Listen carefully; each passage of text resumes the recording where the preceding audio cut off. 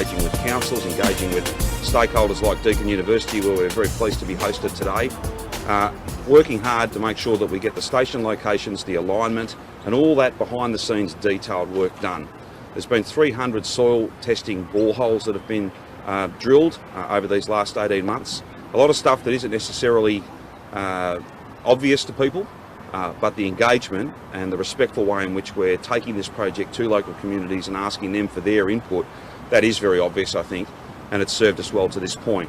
All of that work means that today we can confirm that in the state budget to be delivered very soon, on the 24th of November, there will be $2.2 billion, a further $2.2 billion to spend the next 18 months or so, moving utilities, doing further design work. The investment case will be released next year.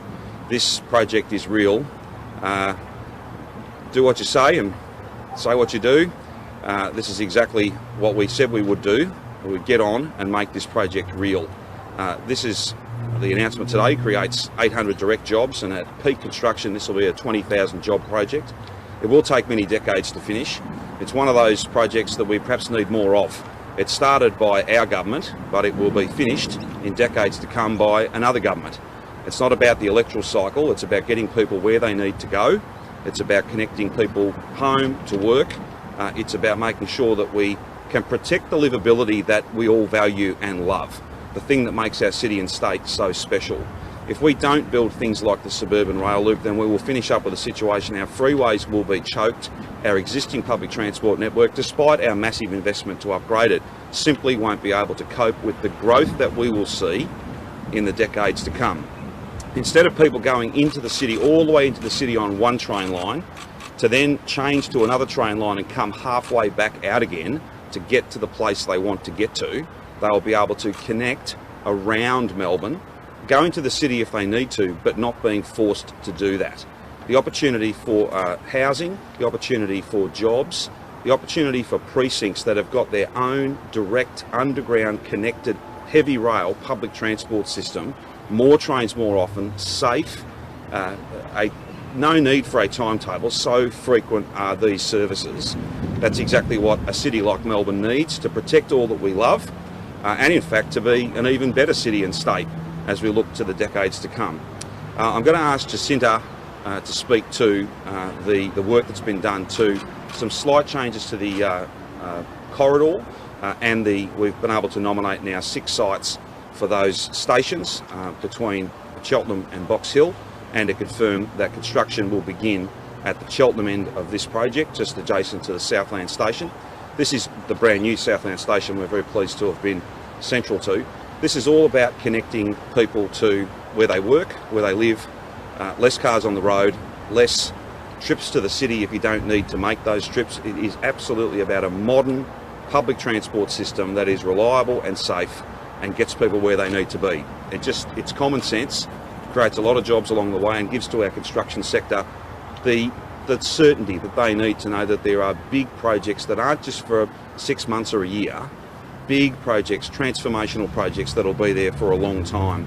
We've always prided ourselves on investing in jobs and skills and getting on and getting things done. This is the biggest project that our state's ever seen. It's no longer a concept, it's what Victorians voted for, and it is what my government is delivering, because that's what we do.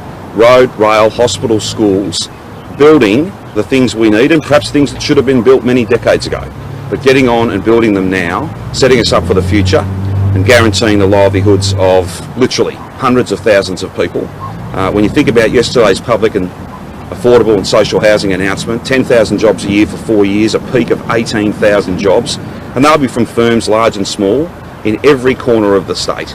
These projects have always been important to us because they're the projects that Victorians voted for. They're arguably even more important now when you think about the damage that the global pandemic has done to, not just to the economy, but to families, to communities. That sense of confidence and certainty and optimism that things are happening in our state, and unprecedented things that they've always been too hard in the past. This is now about getting on and getting things done. We said we would do this, and it's exactly what we are doing, because that's the leadership that we offer. I want to thank Will Fowles and all of our team along this corridor. They've all worked very hard to make sure their community is part of this. The global pandemic has made that whole consultation process look a bit different, and it'll have to stay that way for some time.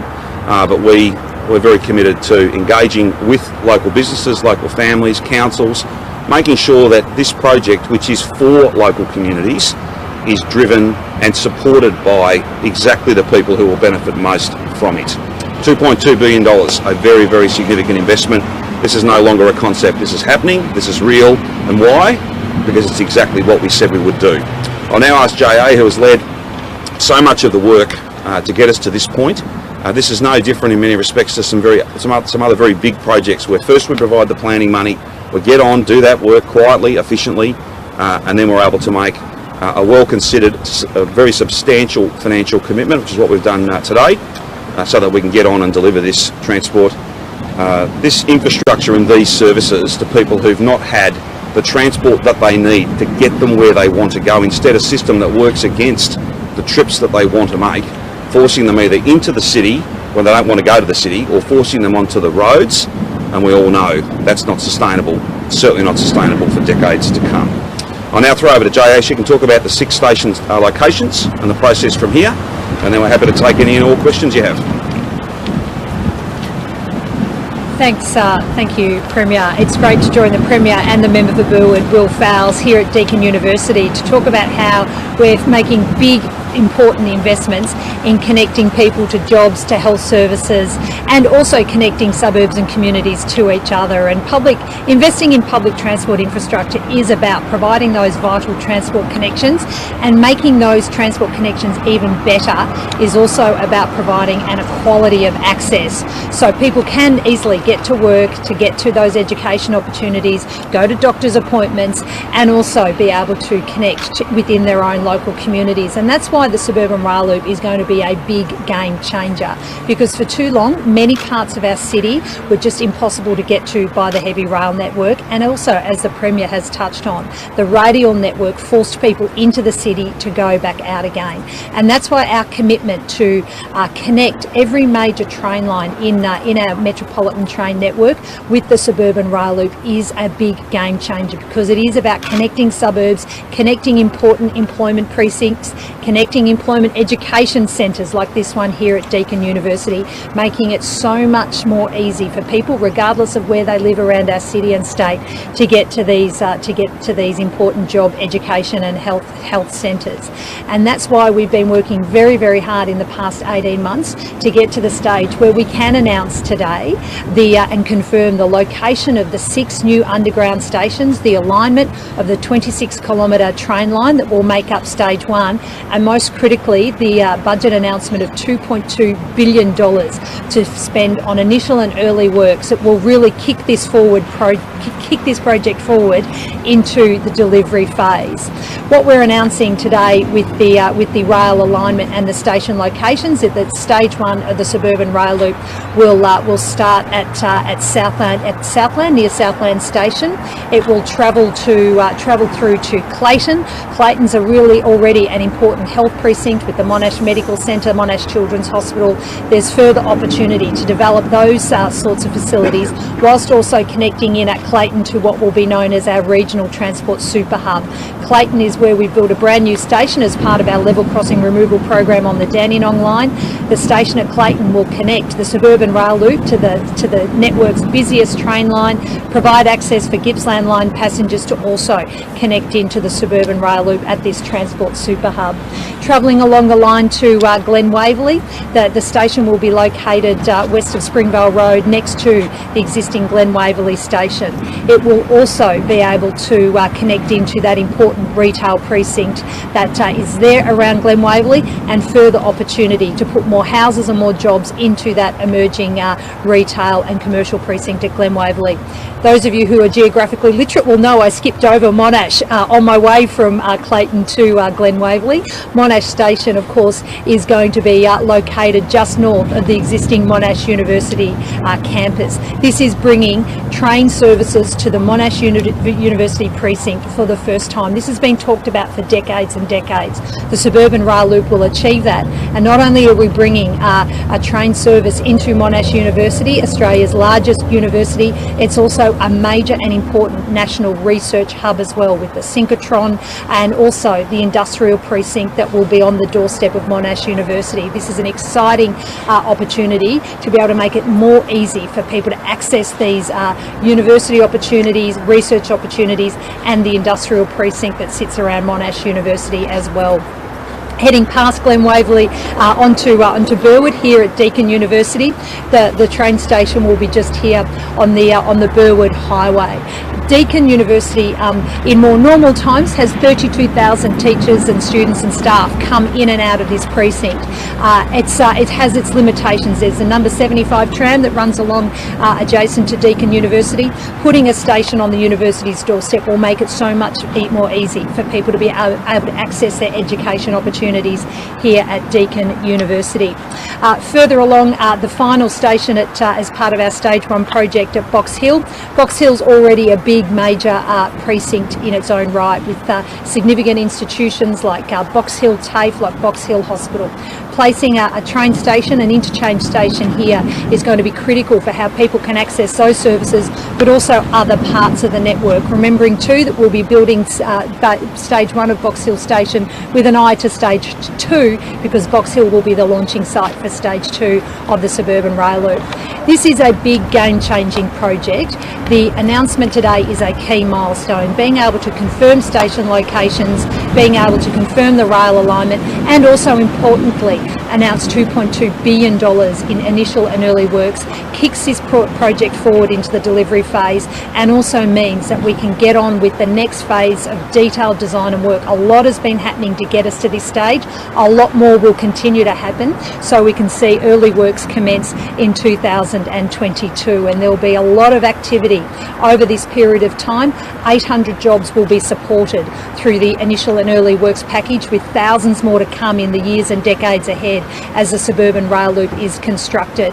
In the more immediate period of time, we will see work being undertaken on more detailed planning and design. There will be site establishment for our tunnel boring machines. There will be land purchase. There will be site establishment of new power supplies that are needed to run the trains along this alignment. There's going to be a power of work undertaken now as we kick on with the suburban rail loop, because this is a game-changing project for our city. It will change forever the way people will move around our city and the state, and it's all been designed with an eye to make it easy for people to access more jobs, more education opportunities, more health services, taking people to where they want to go, and having a train network that supports those choices. This is what the suburban rail loop is about, and it's why we're so determined to continue on with the hard work of delivering this game-changing project.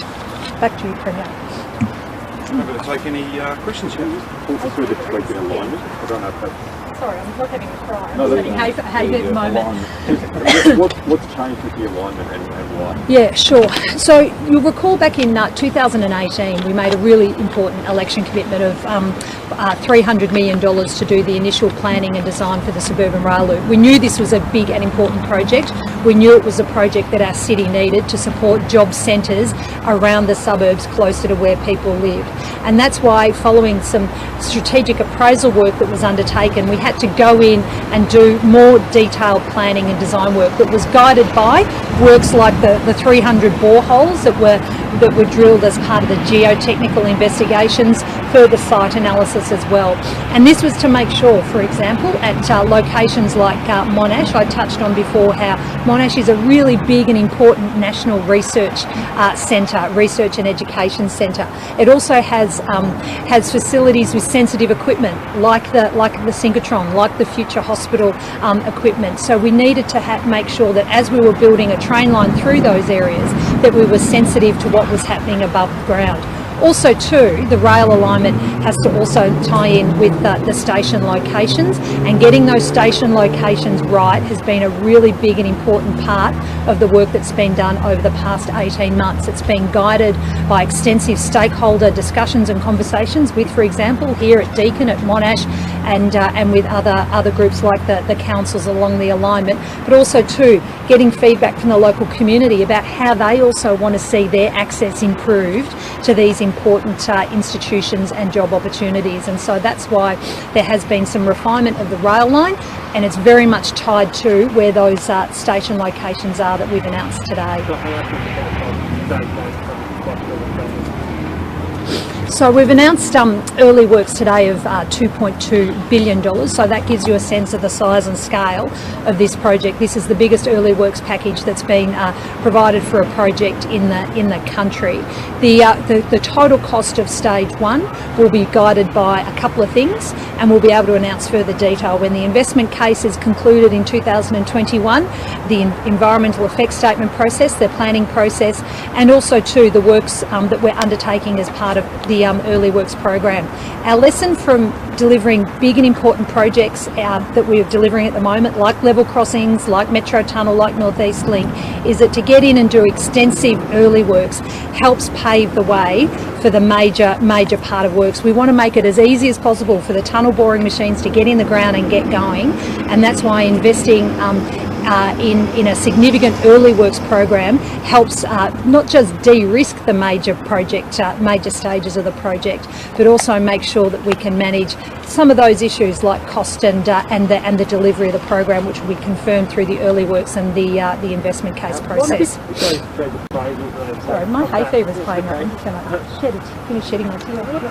Is there, I guess, a figure that the government won't go on? If the work comes back, you spend all this money, what comes back, it's actually going to cost double what 50 billion is what's set in the election.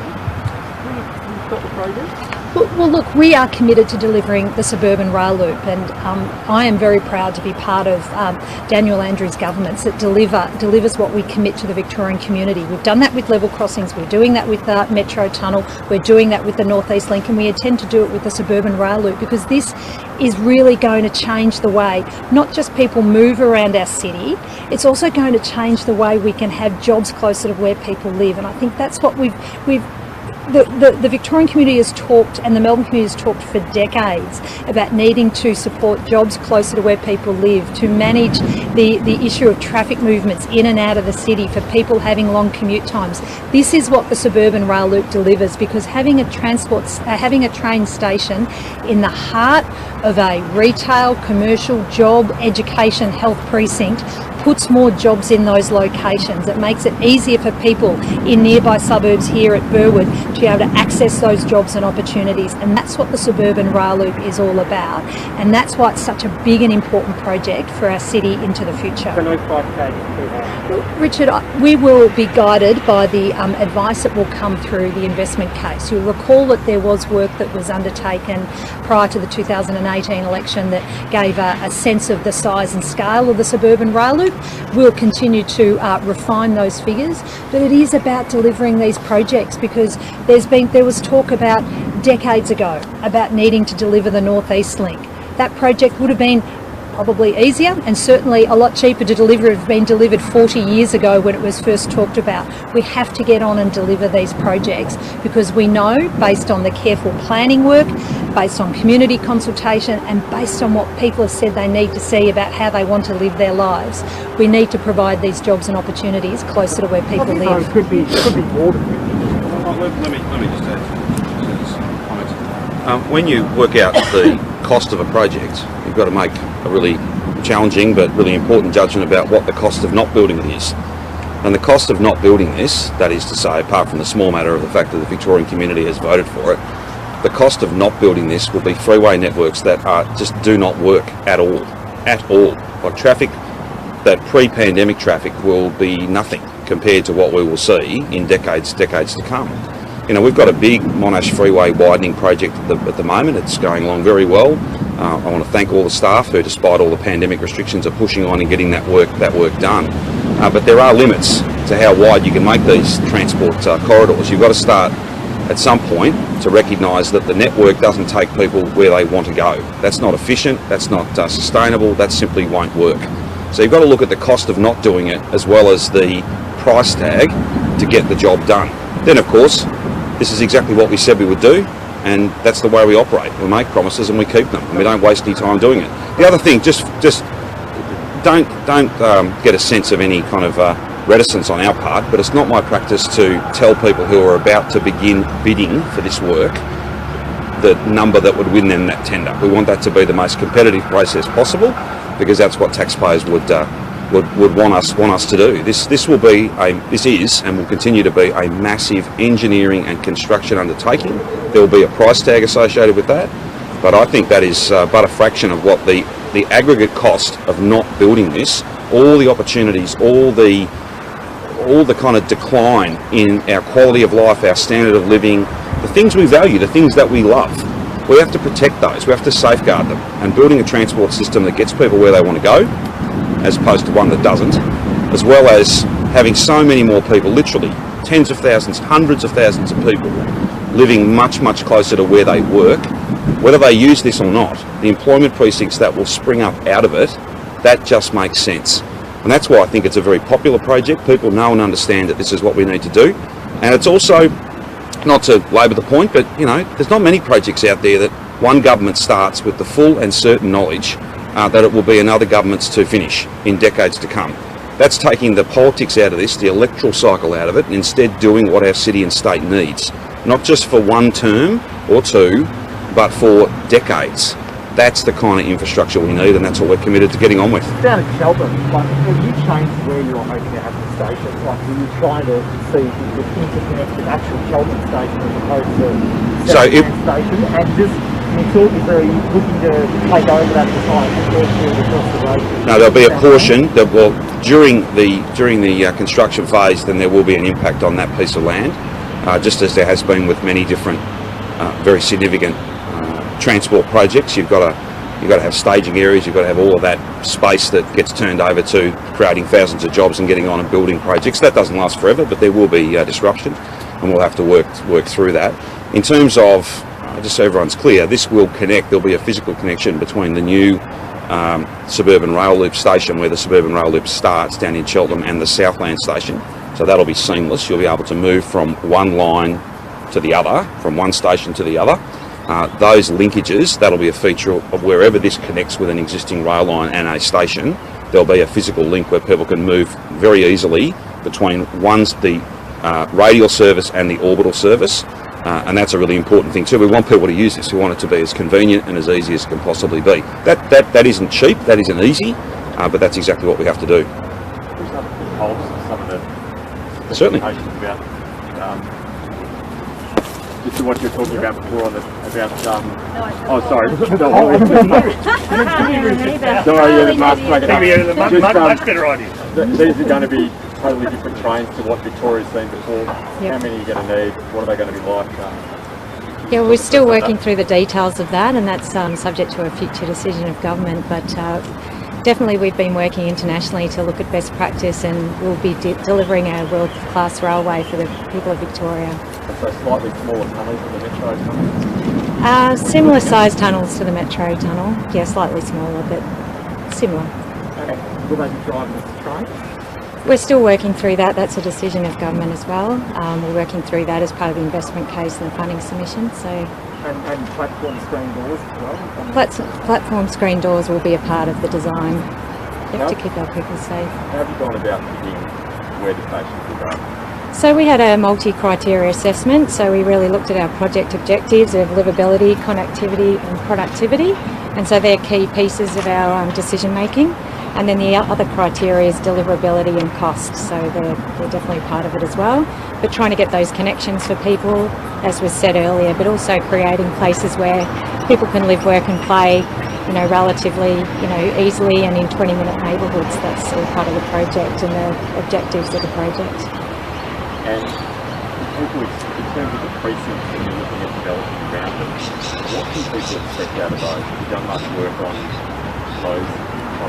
So as the person who looks after most of the work that's underground, I might throw to Minister or the Premier to respond to that one.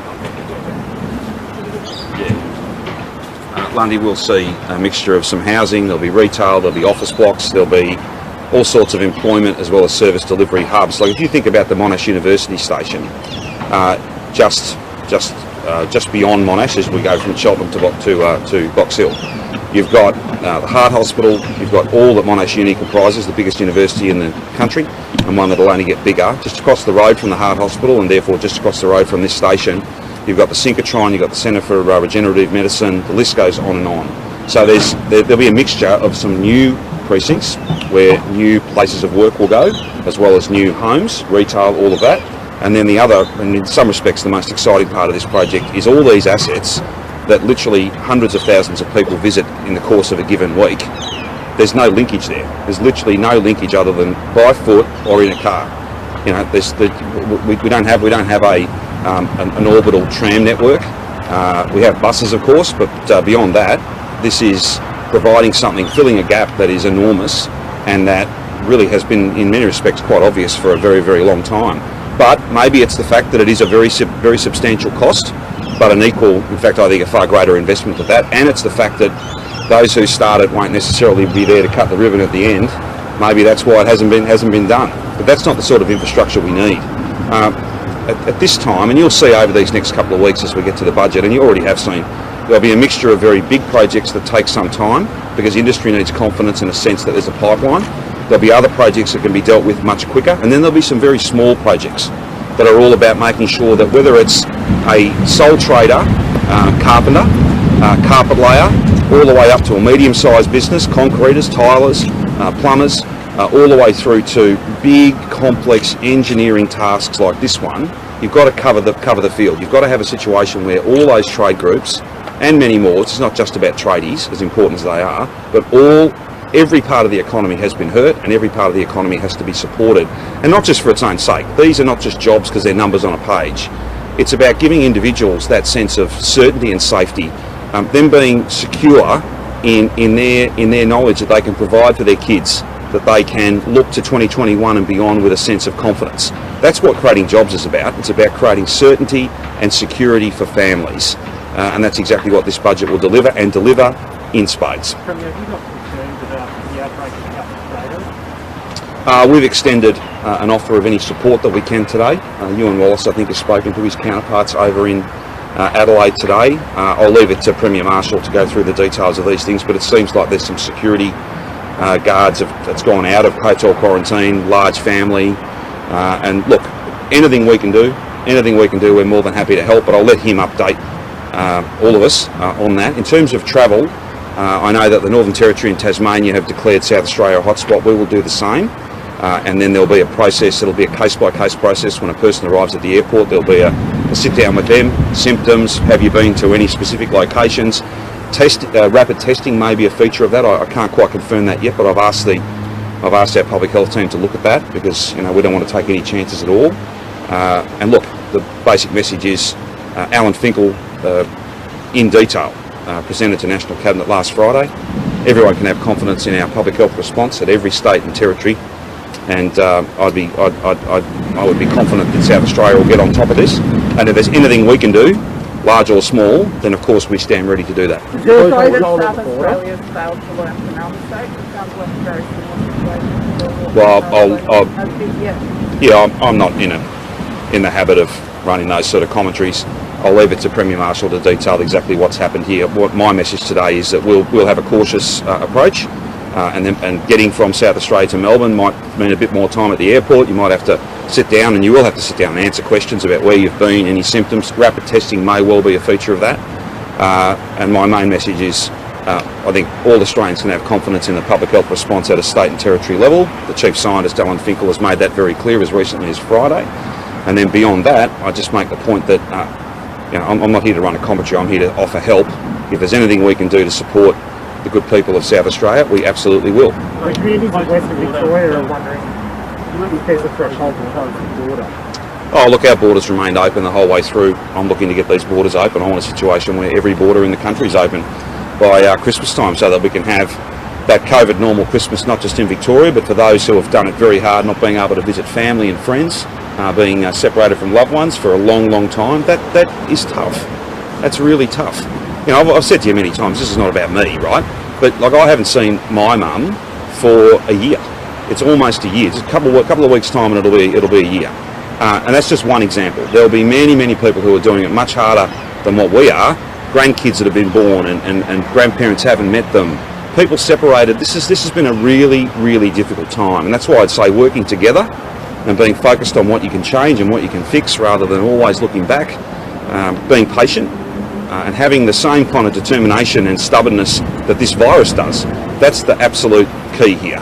So anything we can do to support Premier Marshall and his team, as I said, we've already reached out this morning. With the when we return to hotels, is there a requirement of staff in terms of security? Yes, it most certainly will be. And I think it may well be, in fact it will be, I think, a very important part of it will be who those people live with. So the notion of someone working in those environments and sharing a living space with people who work in a very high-risk industry like aged care, for instance, that's something we've been giving quite a bit of thought to also. But I'll have some announcements to make about the reset of hotel quarantine soon. Just on South Australia. Yes. Sorry, you go. You go. Yep. Did you just have any concerns from videos of the beach parties overnight, like blood parties? Yeah. That killed two? I haven't seen the video, but it's been described to me. Look, all of us, regardless of age, regardless of circumstance, where we live, what we do for a living, all of us have built something precious. And as with all precious things, it has to be guarded, it has to be protected. And if people make fundamentally selfish choices, oh, this is over, this doesn't matter for me, I'm young, I'm healthy, young people get this too, and no one wants this. I've tried to make this point a number of times. This is a novel virus. What that means is we don't know what impact it has. Young people have died in other parts of the world. Otherwise healthy people in our country and across the globe have experienced this terrible challenge where they don't shake this thing easily. It lingers. It has lasting impacts, the exact nature of which is not known. Now, I know people want to get back to normal, but none of us have the right or any entitlement to get to this place where we say to ourselves and our mates, well, it's over because I want it to be. It's not over. 17 days of zero is something every Victorian should be fundamentally proud of, and I'm proud of every Victorian for having built that. But that's not the same as having a vaccine. It's just not. The vaccine, there's some very promising developments there. I know the Prime Minister's out at CSL today. We've been a good friend of CSL, the government I lead over, and the governments I've been part of over a long period of time. You can only do that work when you've had government support you to build the best facility in the world, arguably. And I'll have a chat to the team about that tonight. But my message to every single Victorian is, we've come so far, you've built this precious thing, let's safeguard it, let's all play our part, and that means each of us have to make good choices, solid and sound choices, and the people involved, you know, in that sort of activity, they know that's not the right thing to do. Deep down, they really do. Victoria Police are out there, and they will take action against people, but it shouldn't have to come to that. It just shouldn't have to come to that. No one wants to go back into lockdown, no one. And we all have to play our part to ensure that that doesn't happen. We're taking a bigger perspective, right? Having 2,500 people come to Australia, players and staff, is that responsible? Is that going to... Well, I see a pretty speculative piece in the paper today, and I just make the point. This is not settled. This is not settled by a long way. This needs to be done on the best of public health advice. You know, it's a massive event. It's an event that all of us love because it underpins our tourism, there's a lot of jobs involved in the event itself. It's a very, very big part of our major events calendar, but it comes at a time when the rest of the world is on fire. Have a look at North America. Have a look at, if I go back a week ago, I was talking to you and I was kind of, I was upset, we're all upset to think that there were 70, 80,000 cases a day. They're heading to double that now. Like Europe, parts of Asia, our own region. What we've done here, all of us, is unique. And not just in Victoria, but across our nation. What we've done is globally significant. So the notion that this is all a done deal and there's going to be all these tennis players turn up, no, that is not settled. Not settled at all. We've got to work through those things in a methodical way. It's an important event, absolutely. But avoiding a third wave is arguably even more important. But we'll keep working through those issues. I think we can have the event go ahead, but it's going to have to look different. It's going to have to look different. So is there anything landed yet on the lead-up tournament? for the tennis? Well, I think there's certainly. I'm not a TA spokesman, but what I would say to you is that there's a preference to have it located in one place. But again, the notion that this is all tied up with a bow, it's a done deal. That's simply wrong. That is not right. The public health team need to sign off on all of these arrangements, and they are just not settled. We want the event to happen, just like Boxing Day test. But the thing about the cricket is it's compared to the tennis, it's a tiny group of people that we think we can quarantine. The challenges involved in the Australian Open are very, very different, and we just have to make sure that we've done all the preparatory work, and that we, in that ultimate sense, the public health team make a judgment that this can be done safely. Those judgments have not been made yet. We're all working very hard to get to that point, and I'm not criticising the story as it's written. I'm just being as frank as I can. Anyone walking away from today's paper or from this press conference, hopefully they're not thinking that this is all just fixed. It is active, live, it is ongoing. When it gets resolved in whatever form, we'll be more than happy. If I don't tell you about it, then Martin Bakula will. Today's testing numbers are lowest it's been since June. Obviously, we are coming up the weekends, but are you hoping to see that number higher during? Well, Rachel, we always want more people to get tested rather than less. Obviously, symptoms and those exposure days. So the number of days between when you first register your symptom and when you go and get your test. If we can compress those, that's when you stop this thing spreading. Now, just to be clear, we're not looking for 0 cases every day forever. If we can deliver that outcome, well, that'd be terrific. But there will be cases in the future, there will be outbreaks, and we will manage those well. But testing is critical. It's just the most important thing. Save, I suppose, for following the rules and playing your part. But again, getting tested as soon as you've got symptoms, that's a really important part of this as well. Arguably, nothing's more important. If you've got symptoms, you get tested. If you've got it, then we want to find you. We want to find you, help you protect your family, and through that protection and that public health response, protect every single family. And what we've been able to do, whether it's Chadstone, Frankston, Box Hill, Kilmore, Shepparton, Benalla, the list goes on and on, the northern suburbs of Melbourne, we've been able to shut down outbreaks really fast and basically contain this thing. That's the most important thing. Just finally, some of the announcements we've made, and there'll be some more detail this week, that additional testing we're doing in a number of suburbs is all about trying to bolster just that overall picture. In a perfect world, you test everybody every day, but that's just not the way this virus works. So what we have to do is get out there and have the most complete picture in high-risk workplaces, in suburbs that have had significant community transmission, and by asking, in often repeated terms, every single Victorian who's got any symptoms whatsoever, please come forward, and please come forward today. 99% of test results are coming back within 24 hours, and if you've got it, we'll take care of you. Whether it be giving you money, $450 while you wait for your test result if you're going to miss out on work and you haven't got sick leave, or $1,500, no questions asked, if you're going to be away from work by doing the right thing and isolating it at home. All of this has got us to this place, and we just need to keep on doing it. So of course it's called the contact tracing inquiry this morning that your government was offered a computer system to help with contact tracing back in March, and yet we had pens and paper and fax machines used during the beginning of the second wave months later. Why did that happen? Oh, well, I'd leave others who manage those sort of contracts to speak to those issues in more detail, but we've had a computer system all the way through, and it's the same computer system that New South Wales use. What we've done is we've determined that it's not just about your platform, it's about all the inputs. It's about advice from laboratories, advice from GPs, advice from local public health teams, advice from employers, all the different information and data coming into one single platform. That doesn't get turned around in 5 minutes,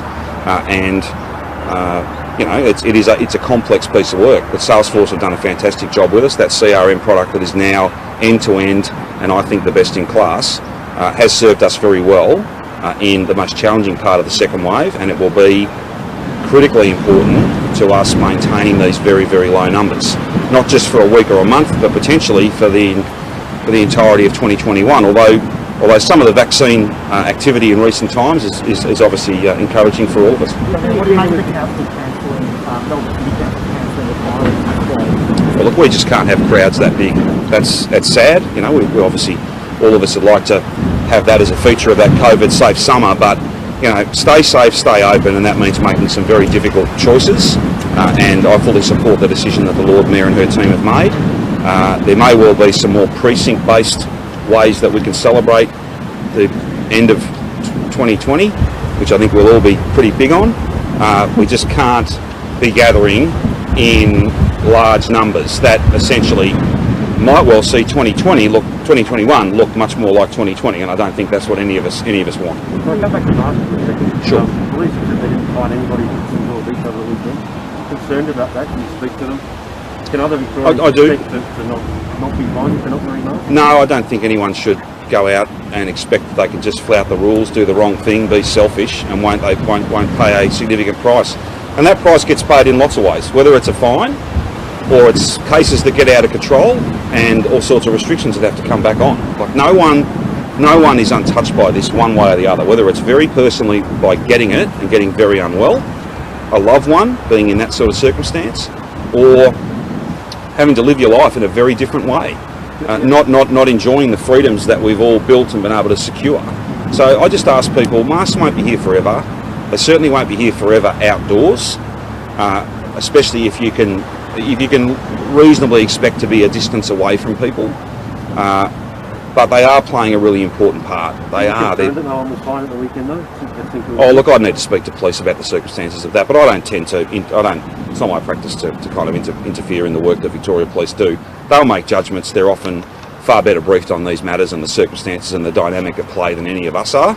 I'm not in the habit of second guessing them, but there's been many infringements issued over the course of this pandemic. There's been many more warnings issued, and all of that activity, the fine work of police, women and men, and indeed their families, because it's very challenging work, has played a massive part in getting us these 17 days of zero, and I'm grateful to each of them. And just from South Australia, Sure. people coming to the airport will be quizzed when they get here? Yeah, so there'll be a process where we sit down and talk with them about where they've been, whether they've got any symptoms. Border checks on the border for people driving, or I'm not sure about those arrangements just yet. We've only just looked at the case numbers overnight and made that decision, just as Northern Territory and Tasmania have. Obviously, slightly different for us with the land border. The Tassie example is a different one. Again, I'm more than happy to try and update you on that. But in the first instance, planes arriving, people will be sat down. There'll be a chat with them about where have you been, do you have any symptoms. I'm keen to have a rapid test as part of that, but I've asked the public health team to look at that, and when we can update you on that, we will. And is the border closure completely off the table? Oh no, I'd never take anything completely off the table. I'm just, I suppose, repeating for you my aim, which is a national cabinet aim, to have all the borders, all the internal borders in our country open by the end of this year. We've never closed our border. I've never criticised others for closing theirs. They've done what I would have done if the circumstances were different. So I can't take it off the table, but I've got confidence that Stephen Marshall will get on top of this, and I wish all those people who'll be working very hard round the clock, I wish them well, and I offer not just my best wishes. I offer any support that we can provide. We've got a very big, very experienced, very capable public health team, and if there's some help if there's some interviews we can do from here, if there's some other things we can do, more than happy. Testing, whatever it might be. We're at our best when we all work together, and we've seen that all the way through the pandemic. We see it every single fire season, and we will see it again in the future. We are much stronger when we all work together, and that's my offer, not just words but action, to the Premier of South Australia. What else is on the Last agenda question, for please. the meeting with the Prime Minister? First time you've seen him in person? Yeah, we've had a few chats though. We don't talk every day, but we talk when we need to. We'll catch up tonight. He's got a whole bunch of things he wants to talk to me about. I've got a few things I want to talk to him about. I'll probably share those things with him first before I share them with you, Lundy, if that's okay. And then if there's things to update you on afterwards, we will. Would you describe that relationship with the federal government as being as strong as it was when you last met back in February? Oh, well, I'm not a describer of relationships. I'm in the relationship, and I'll make it very clear to you that the relationship has always been about getting things done, and it hasn't changed. It has not changed. And look, there's a bit of colour of movement, and there's a few people that have kind of just got snagged and caught on the politics of this thing, and they can't get past that. I've never been like that. The Prime Minister hasn't been like that, and that's why we've got a good, strong partnership. You know, are we best mates? I don't know about that, but we work well together. We work very well together, and that's what the people of Victoria need. Airport rail, we've got some exciting things to say about airport rail quite soon. No, he's going to Japan. He's going to Japan tonight, I think, for some very important meetings. I'll leave him to describe his itinerary to you. Can I just ask? Last question, There's please. one about housing announcement from yesterday, just before you might be up to you, just the impact in regional Victoria. Sure. What you're expecting out of that and what regional communities can you... So this is 12,200, 12,300 dwellings, 25% of which will be in regional Victoria, and that's really important. And we'll try and make sure that from day one, that 75-25 split is a feature of this. Might not on any given day be exactly that ratio, but along the way, 25% of this guaranteed investment. I think we've got some numbers we can give you, if you like, around what the minimum investment will be in a number of regional cities and sub-regional cities and parts of regional Victoria. I'm more than happy to try and get that to you. The other thing too is because we've got a dedicated focus, 2,000 of these dwellings for people who live with a mental illness, 1,000 of these dwellings for women and children fleeing family violence, 1,000 for Indigenous Victorians, the list goes on and on. Those groups of Victorians are represented right across the whole state. So that's the other way in which we make sure that there's absolute equity in meeting needs, but it also means that the jobs will be right across Victoria as well. 10,000 jobs a year for 4 years, peaking at 18,000 jobs, which will be in about 18 months, 2 years' time, when we've got about 6,000 of these 12,300 units either built or being built. This is great news for everybody in those building trades, and of course if they're in good secure work, if they're earning, then they are spending, and that means everybody else in the economy benefits from that also. And I don't think it's too much in 2020. It's not too much for us, for every Victorian to look to a government that's prepared to work as hard as we can to make sure that they've got secure and safe housing. It's really hard to build important opportunity in your life and to play your part to make the contribution that's unique to you. It's really hard to do that if you're not sure where you're sleeping tonight. Well, that's really, really hard. So at a very human level, this is not a cost to the budget. It's a massive investment, and we're proud to offer it up. Last please. Has called this a housing bill a move by a socialist government to entrench inequality. Who? Federal Liberal MP Jason Kalinsky. But I know that individual, and I can quite confidently tell you that that's wrong, and that person and that view is completely irrelevant to the positive work that we're doing. Who?